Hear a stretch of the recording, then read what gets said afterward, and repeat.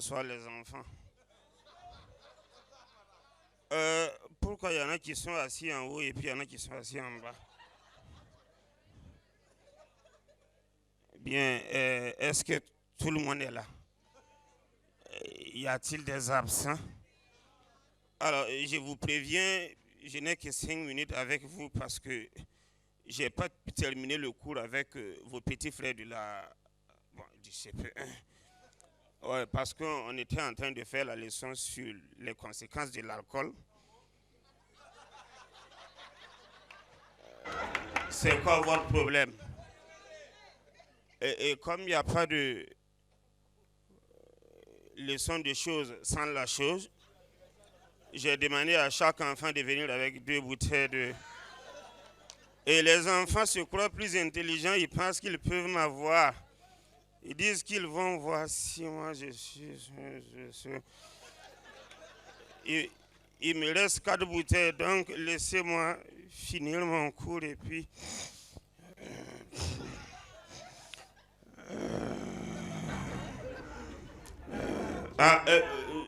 je disais qu'on était où encore la dernière fois?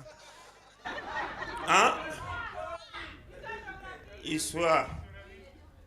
Qui a dit histoire? Est-ce que c'est ton cours? C'est moi l'enseignant ou bien c'est toi? Alors, je disais qu'aujourd'hui, on allait voir la définition de la femme. Vrai ou faux? Alors, il y a le dictionnaire Hachette qui définit la femme comme un être de sexe féminin qui met au monde des enfants. J'ai dit, mais c'est insulter la femme. La femme est plus que ça. De très très loin même plus que ça. Ou bien les dames? Vous n'êtes pas là les dames? Le mot femme est formé de 5 précieuses lettres que sont force, élégante, majestueusement, modélée, pour éblouir. Applaudissez pour les dames. Alors, la femme, c'est symbole de beauté, vrai ou faux? La femme, c'est la sagesse, vrai ou faux? Eh bien, si c'est vrai, les femmes disent vrai après moi. Sinon, les hommes, ils vont vous insulter après. Hein. La femme, symbole de vie et d'humanité. Il n'y a pas de vrai? Source de beauté, source de sagesse, source de vie, source de problème. Oui. Ah ben écoutez, je sais de quoi je parle. Hein. C'est faux. Quel saoulé. Tu me prends pour qui? Alors, je travaille, ma femme travaille. Mais j'ai l'impression que dans la famille, c'est uniquement de mon salaire que nous vivons. La preuve, quand je prends mon salaire, je le divise en 3 parties. Ah oui, merci beaucoup. Une partie pour le loyer, une partie pour les factures et l'autre partie maintenant pour la bouffe. Ouais, ben écoutez, monsieur, je vais vous mettre à la porte. Hein.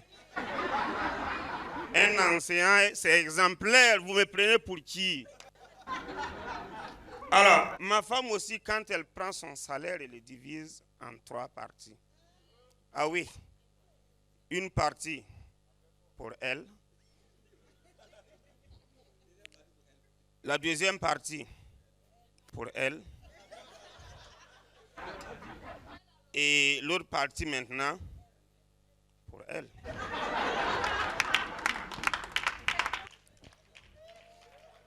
Alors, elle se lève une fois, elle dit, Gallego, il faut qu'on construise une maison parce qu'on ne peut pas rester tout le temps dans location. Je suis ancien. Et je profite de vous informer que j'ai eu une promotion. Ah oui. Maintenant, on m'a affecté à l'université. Et au lieu d'attendre une année pleine pour faire du 100%, moi, j'ai fait 200% dans l'année. Premier tour, 100%. Deuxième tour, 100%. 500 composés, 0 admis, 100% d'échec. Et je vais vous rassurer encore que je vais faire du 100% avec vous.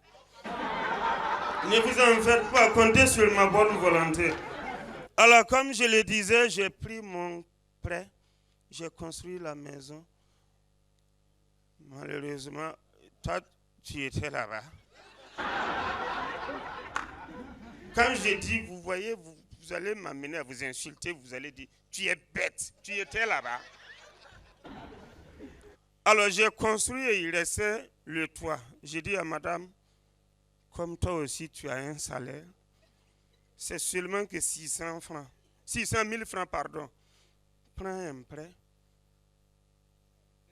On va terminer, tout le monde est tranquille.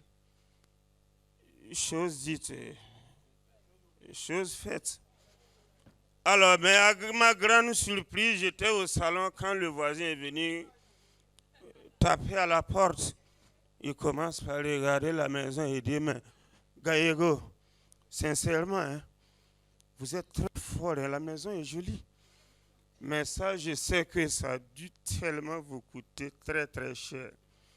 Madame était dans la cuisine. Et dès qu'elle a entendu très très cher, elle est sortie fousse. Elle dit, voisin, c'est ça tu parles lentement là. Surtout le toit. Le petit frère m'attend pour le voir.